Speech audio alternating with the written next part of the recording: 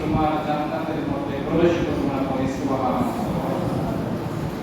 যে আল্লাহর হাবিব সাল্লাল্লাহু আলাইহি ওয়াসাল্লাম আপনার আমার জন্য এত বড় কথা বলেছেন যে আপনার আমার জন্য যিনি জান্নাতে প্রবেশ করতে চাবেন, জান্নাতে প্রবেশ করবেন না, সেই নবীর প্রতি যে আজকে আমরা দরুদ এবং সালাম পাঠ করব, এটা আমরা সঠিক নিয়মে পাঠ করতে পারি না।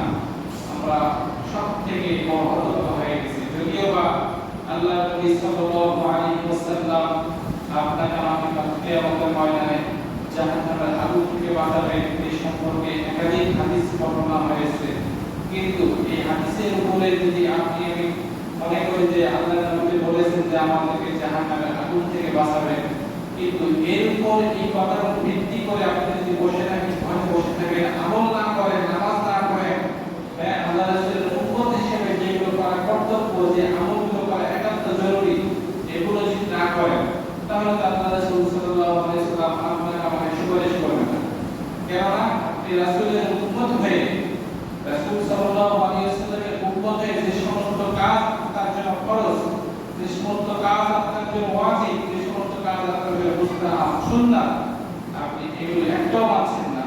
আপনি ওই হাদিস পড়েছেন কিংবা কোনো আলেম ওলামাদের মুখে শুনেছেন যে অমুক আলেম এটা বলেছেন, কিংবা আপনি নিজেও পড়েছেন, এই হাদিস শোনার পরে আপনি বাসায় বসে থাকবেন, আমল করবেন না, নামাজ পড়বেন না, আল্লাহ নবী সাল্লাল্লাহু আলাইহি ওয়াসাল্লাম তাদের কখনো সুপারিশ করবে না। অর্থাৎ কাল কিয়ামতের ময়দানে আল্লাহ নবী সাল্লাল্লাহু আলাইহি ওয়াসাল্লাম তাদেরকে সুপারিশ করবে না, আর আল্লাহ নবী সাল্লাল্লাহু আলাইহি ওয়াসাল্লাম তাদেরকে সুপারিশ করবে না, ওই ব্যক্তিগুলো জান্নাতে প্রবেশ করতে পারবে না। যাকে সুপারিশ করবে ওই ব্যক্তি জান্নাতে প্রবেশ করতে পারবে না। হযরত আয়েশা সিদ্দিকা রাদিয়াল্লাহু তাআলা জিজ্ঞাসা করলেন, ইয়া রাসূলুল্লাহ, কাল কিয়ামতের ময়দানে এই লক্ষ লক্ষ মানুষের মধ্য থেকে কে আমল করেছে, কে বদ আমল করেছে, কে নামাজ পড়ে নাই, কে নামাজ পড়েছে, কে হজ করেছে, কে হজ করে নাই, এগুলো আপনি দেখে চিনতে পারবেন কিভাবে? আল্লাহ নবী সাল্লাল্লাহু আলাইহি ওয়াসাল্লাম হযরত আয়েশা সিদ্দিকা রাদিয়াল্লাহু তাআলা আনহাকে বলেছেন, ও আমার প্রিয়তম স্ত্রী, ভালো করে শুনে রাখো যে কাল কিয়ামতের ময়দানে লক্ষ লক্ষ মানুষ নয়, অগণিত মানুষের যেখানে সমাগম হবে, এই অগণিত মানুষের সমাগমের মধ্য থেকে আমি ওই সমস্ত ব্যক্তিদেরকে যারা নামাজ ছিল, যারা হজ করেছে, যারা যাকাত দিয়েছে, দুনিয়ার জমিনে আল্লাহর জমিনে যারা দিন কায়েম করেছে, যারা যাকাত দিয়েছে, যারা নামাজ বন্দী করেছে, আমি তাদেরকে চিনতে পারবো একটা উপায়ে।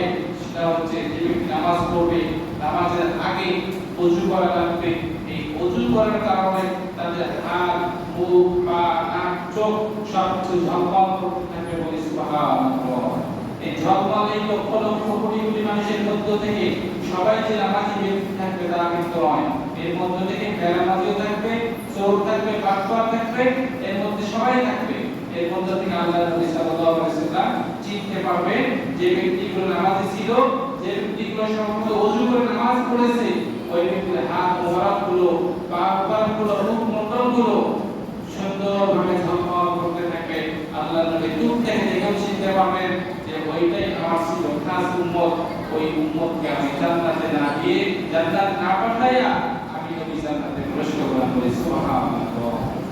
তাহলে যে ব্যক্তি নামাজ পড়বে, রোজা রাখবে, হজ করবে, যাকাত দিবে, ইসলামের ফরজ কাজগুলো আদায় করবে, ওই ব্যক্তির হাত পা শরীরের মধ্যে নূর চমকাবে। আর যে নামাজ পড়বে না, ওই ব্যক্তি কাল কিয়ামতের ময়দানে মাঠের মধ্যে থাকবে। ওই মাঠের মধ্যে আপনি থাকবেন, আমি থাকবো, আমরা সকলেই থাকবো, আমাদের মধ্যে বেনামাজিরাও থাকবে। তবে আল্লাহ নবী সাল্লাল্লাহু আলাইহি ওয়াসাল্লাম বেনামাজি ব্যক্তিদেরকে চিনতে পারবেন না। কেন চিনতে পারবেন না? তাদের হাত মোবারক জ্বলবে না, তারা তো জীবনে ওযু করে নাই। যদিও ওযু করেছে, সপ্তাহে একদিন শুক্রবার এসে ওযু করে নামাজে দাঁড়িয়েছে, ওই সমস্ত ব্যক্তিদের আল্লাহ নবী সাল্লাল্লাহু আলাইহি ওয়াসাল্লাম চিনবে না। তবে হ্যাঁ, এটা বলা যাবে না যে তারা কি জাহান্নামে যাবে, জি না। আল্লাহ পাক রব্বুল আলামিন তো অতি দয়ালু, তিনি আমাদেরকে ক্ষমা করার জন্য রেডি। কিন্তু একবারে যদি আপনি আমি নাফরমান, মুনাফিকের মতো কাজ করি, কাফির, মুশরিক, বেঈমানদের মতো যদি কাজ করি, তাহলে আল্লাহ তাআলা কিভাবে আপনাকে আমাকে ক্ষমা করবেন? কেননা আল্লাহ পাক রব্বুল আলামিন তো আপনাকে আমাকে সৃষ্টি করেছেন জান্নাতে দেওয়ার জন্য। আর জান্নাতে যাওয়ার জন্য যে সমস্ত আমল দরকার, এই সমস্ত আমল কোরআন সুন্নাহর মধ্যে লিপিবদ্ধ করেছেন। কোরআন সুন্নাহ রোজা করতে বলেছেন, কিন্তু আপনি আমি এই সমস্ত আমল থেকে দূরে আছি, নামাজ না পড়ে দূরে আছি, জানি যে নামাজ না পড়লে জাহান্নামে যেতে হবে, এরপর নামাজ পড়ি না, জানি রোজা না রাখলে কঠিন জাহান্নামের মধ্যে জ্বলতে হবে, এটাও জানি, তবু রোজা রাখি না, তাহলে আল্লাহ তাআলা আপনাকে কিভাবে মাফ করবেন? একবার মানুষের ভুল করা হয়, একবার, দুইবার, তিনবার, চারবার, পাঁচবার ভুল হয়, কিন্তু আপনি আমি সেই আমাদের উপরে যখন নামাজ ফরজ হয়েছে 7 বছর বয়স থেকে, তখন থেকে নিয়ে এখন পর্যন্ত যে কত ওয়াক্ত নামাজ কাজা করেছি এর কোনো হিসাব নাই, বলা ঠিক না, কত ওয়াক্ত নামাজ কাজা করেছি এর কোনো হিসাব নাই। আল্লাহ তাআলার কাছে এতবার কি ভুল হতে পারে? মানুষের যখন ভুল করে, গ্রামের মধ্যে কোথাও বৈঠক বসলে মানুষ বলে যে ওর কি ভুল বারবার হয়, একবার ভুল হলো, দুইবার হলো, তিনবার, পরে তিনবার ভুল হলো, বারবার কি ভুল মেনে নেওয়া সম্ভব? এই ভুল আর আমাকে মেনে নেওয়া সম্ভব না। গ্রামের মধ্যে কোথাও বৈঠক বসলে এই কথাই সেখানে বলা হয়, কিন্তু আপনি আমি আল্লাহ রাব্বুল আলামিনের কাছে যে জীবনে এই ফরজ নামাজ ছেড়ে দিয়ে কতবার, ফরজ নামাজ ছেড়ে দেওয়া মানে ভুল করা। কেন ভুল করা? এই ভুল যে কতবার করেছি, আল্লাহ কি আপনার আমাকে ক্ষমা করবেন? কতবার ভুল করেছি, রাব্বুল আলামিন তাআলা আমাদের সকলকে ক্ষমা করে দেন, আর আল্লাহ তাআলা আমাদের সকলকে পাঁচ ওয়াক্ত নামাজি হিসেবে কবুল করেন। সকলে পড়ি আমিন। আমাদের বিষয়ভিত্তিক আলোচনা চলতেছে, বিষয়ভিত্তিক আলোচনা শরীয়তের পরিভাষায় 7টি বিষয়ের প্রতি লক্ষ্য রেখে তিলাওয়াত করা তাফসীর বলে। আমাদের এগুলোর মধ্য থেকে 4 নাম্বার পর্যন্ত আলোচনা হয়েছে, 4 নাম্বার পর্যন্ত, আজকে 5 নাম্বার থেকে 7 নাম্বার পর্যন্ত আলোচনা হবে ইনশাআল্লাহ। আমরা সকলেই আলোচনাগুলো গভীর মনোযোগ দিয়ে শুনব, এবং এখন যে কথাগুলো বললাম এই কথাগুলো অনুযায়ী আমল করব। আপনি আমি যদি রাসূল সাল্লাল্লাহু আলাইহি ওয়াসাল্লামের শাফায়াত লাভ করতে চাই, সুপারিশ পেতে চাই, তাহলে আপনাকে আমাকে নামাজ পড়তে হবে এবং ওযুর নিয়ম অনুযায়ী ওযু করে নামাজে দাঁড়িয়ে নামাজ পড়ে আল্লাহ তাআলাকে রাজি খুশি করতে হবে। তাহলে আপনি আমি আল্লাহ তাআলার সুপারিশ পাবো, নবীজির সুপারিশ পাবো। এবং এই চলছে যে পবিত্র জিলহজ মাস, আল্লাহ রাসূল সাল্লাল্লাহু আলাইহি ওয়াসাল্লাম এই মাসের মধ্যে 4 বার উমরা করেছেন। এজন্য আমরা যারা উমরাতে যাওয়ার নিয়ত করেছি আলহামদুলিল্লাহ, যারা যেতে পারি নাই পরবর্তীতে আগামী দিনের জন্য ফরজ হজ থেকে শুরু করে নিয়ে উমরায় যাওয়ার নিয়ত এখন থেকে পাকা নিয়ত করতে হবে। আমরা যারা সকলে যেতে পারি, কেননা আল্লাহর হাবিব সাল্লাল্লাহু আলাইহি ওয়াসাল্লাম বলেন, যদি আমার কোনো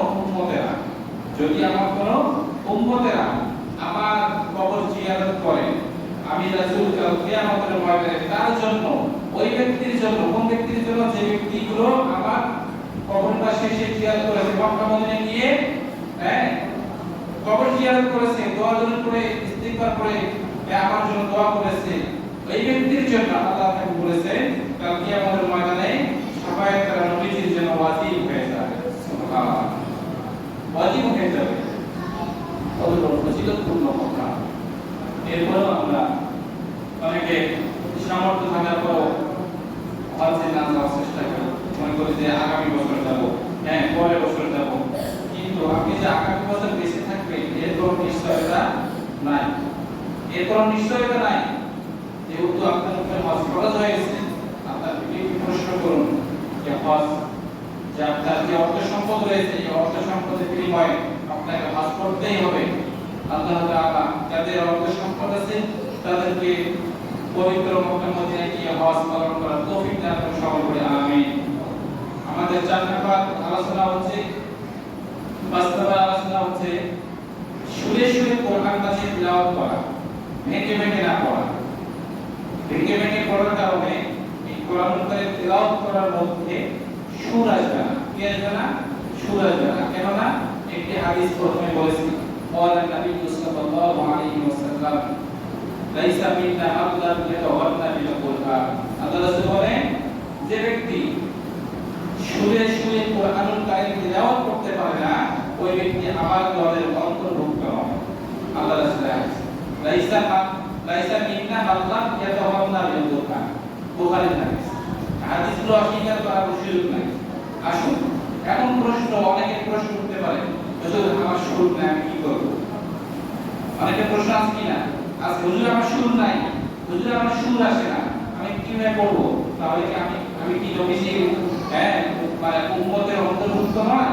হ্যাঁ, আপনি অবশ্যই অন্তর্ভুক্ত। তবে আপনাকে সুর অর্জন করার জন্য চেষ্টা করতে হবে। সুরে সুরে কোরআন কারীম তেলাওয়াত করার জন্য চেষ্টা করতে হবে, চেষ্টা চালাতে হবে। আপনি সুর আনার জন্য আলেম ওলামারা কিছু ছন্দ দিয়েছেন, যে ছন্দগুলোর পিছনে কিছুটা মেহনত করলে আপনার কোরআন কারীম পড়ার মধ্যে সুর আসতে পারে। দশটি মধু আমরা যখন মাদ্রাসায় পড়তাম, আমাদের ওস্তাদরা বলেছেন যে বাবা দশটি মধু খাও, দশটি মধু খেলে মানে গলার কণ্ঠ ভালো হয়। এবং আমাদের ওস্তাদরা বলেছেন যে এই কোরআনের সুর মানে কোরআন তেলাওয়াতের সুর আনার জন্য কিছু ছন্দ আমাদের ওস্তাদ আমাদেরকে বলেছেন, দুই তিনটা ছন্দ বলবো, এগুলোর পিছনে আপনারা মেহনত করবেন, দেখবেন যে কোরআন কারীম তেলাওয়াত করা অবস্থায় অবশ্যই সুর আসবে। কেননা যে ব্যক্তি সুরে সুরে কোরআন পড়তে পারে না, ওই ব্যক্তি আমার দলের অন্তর্ভুক্ত নয়। কে বলছেন? আল্লাহ রাসূল সাল্লাল্লাহু আলাইহি ওয়াসাল্লাম। এবং অনেকে আমরা কোরআন পড়তেও পারি না, এরকম ব্যক্তি আমাদের সমাজে অনেক আছে না নাই? অবশ্যই আছে। যদিও বা কোরআন পড়তে পারেন, এর মধ্যে আমাদের কতগুলো ভুল পড়ে নিজেও জানে না, কোন জায়গায় ভুল হচ্ছে এগুলো জানা দরকার। আর সুর আনার জন্য আমি কয়েকটা ছন্দ বলবো, এই ছন্দগুলোর পিছনে মেহনত করবেন, প্রয়োজনে নোট করে রাখবেন। যদি নোট করার সময় না হয় পরবর্তীতে যোগাযোগ করবেন, এগুলো আপনাদেরকে সুন্দরভাবে লিখে দেবো, এগুলো নিজে মেহনত করবেন, তাহলে দেখবেন যে কোরআন কারীম পড়া অবস্থায় সুরে যাবে। যেমন কোরআন শিক্ষা করতে এসে যদি কারো মরণ হয়, কোরআন শিক্ষা করতে এসে যদি কারো মরণ হয়, শহীদের বেশে পরকালে রাসূলের সঙ্গে জান্নাত পায়, কিয়ামতের দিন সর্বপ্রথম নামাজের হিসাব হবে, কিয়ামতের দিন সর্বপ্রথম নামাজের হিসাব হবে। নামাজ হলো বেহেশতের চাবি, বলছেন নবীজি হাদিসে। আমরা এগুলোর পিছনে যদি মেহনত করি, এই শব্দগুলোর পিছনে যদি মেহনত করি, অবশ্যই আপনার মানে তেলাওয়াতের মধ্যে কণ্ঠ সুন্দর হবে। এবং তেলাওয়াতের মধ্য দিয়েও আপনাকে চেষ্টা করতে হবে, এই শব্দগুলোর মাধ্যমে চেষ্টা করতে হবে। এবং ইউটিউবে সার্চ করবেন মক্কা মদিনা শাইখ সুদাইস আব্দুর রহমান এর কোরআন তেলাওয়াত, এটা লিখে সার্চ করবেন, কোরআন তেলাওয়াত শুনবেন, দেখবেন যে আপনার কণ্ঠ মানে অটোমেটিক সুন্দর হয়ে গেছে। তাহলে সুরে সুরে কোরআন পড়া এগুলো আমাদের সকলের জন্য একান্ত জরুরি এবং কর্তব্য। 7 নম্বরে বলা হয়েছে তেলাওয়াতে সিজদা। কোরআনুল কারীম পড়া অবস্থায় যেখানে তেলাওয়াতে সিজদা আসবে, এই সিজদাগুলো আর সিজদার আয়াত যখনই পড়ব এর সঙ্গে সঙ্গে সিজদা দেওয়া আমাদের জন্য ওয়াজিব। যেরকম কি ওয়াজিব। এখন আমরা কোরআন পড়তেছি, কোরআন পড়া অবস্থায় একটা সিজদার আয়াত আসলো, এখন আমরা চিন্তা করতেছি যখন তেলাওয়াত করতেছি এই পারাটা শেষ করি কিংবা এই পৃষ্ঠাটা শেষ করার পরে সিজদা দেব, এরকম আমাদের চিন্তাটা কি হয়? আচ্ছা, যখন পৃষ্ঠা শেষ করবেন তখন আপনার কোনো একটা ব্যস্ততা আসবে যে ভাই একটু এদিকে আসেন তো, আপনার পৃষ্ঠাও শেষ, বাইরে নিয়ে কোনো ব্যক্তি ডাকতেছে কিংবা আপনার স্ত্রী ডাকতেছে, তখন কি আপনি সিজদা দিতে পারবেন? পারবেন না। কিংবা আপনি ভুলবশত আপনি ওই অবস্থায় কোরআন শরীফ বন্ধ করে আপনি আপনার কাজে বের হয়ে গেলেন, আপনার যে ওয়াজিব একটা আমল থাকলো তেলাওয়াতের সিজদা আপনি করলেন, এই সিজদা দেওয়া যে ওয়াজিব, এই সিজদাটা কোথায় গেল? এগুলো আমাদের অনেকের খেয়াল থাকে না। এজন্য আমাদের সকলের উচিত আমরা সকলেই কোরআন কারীম পড়ার চেষ্টা করি কিংবা পড়ি, কম বেশি সকলেই পড়ি। সিজদার আয়াতগুলো যখনই পাবেন, সিজদার আয়াত পড়া মাত্র কোরআন শরীফ বন্ধ করে আগে সিজদা দিবেন। কোরআন শরীফ বন্ধ করে আগে কি করবেন? সিজদা দিবেন। জি সূর্য ওঠার সময় হলো ওই সময় তো সিজদা দেওয়া হয় না। সূর্য ওঠার পরে আপনি সিজদা দিবেন। অনেক সময় এরকম এরকম সময় আসলে করে পড়তে পড়তে এমন সময় আসলো সিজদা আয়াত করলাম ওই সময় সূর্য উঠে গেল, এরকম সময় হতে পারে। এরকম সময় অধিকাংশ সময় না হওয়ার সম্ভাবনা বেশি, তবে যদিও হয়ে যায় তাহলে সূর্যের পরে আমরা সিজদা দিয়ে দেব। তাহলে তিলাওয়াতের সিজদা এই বিষয়গুলো আমরা সকলে লক্ষ্য রাখবো। আজকে যতটুকু আলোচনা হলো এই আলোচনা অনুযায়ী আমরা সকলেই আমল করার জন্য চেষ্টা করব। এবং সামনে যে কুরবানি আসতেছে, এখন কুরবানি সম্পর্কে কিছু কথা বলা দরকার। হ্যাঁ, এগুলো সামনে জুমা থেকে অথবা পরের জুমা থেকে কুরবানি সম্পর্কে, নামাজ সম্পর্কে, কিভাবে কুরবানি করতে হবে, হ্যাঁ এগুলো সম্পর্কে বয়ান হবে। সকলেই এখন থেকে কুরবানি প্রস্তুতি গ্রহণ করবে, কেননা কুরবানি আর 28 থেকে 29 দিন সময় আছে।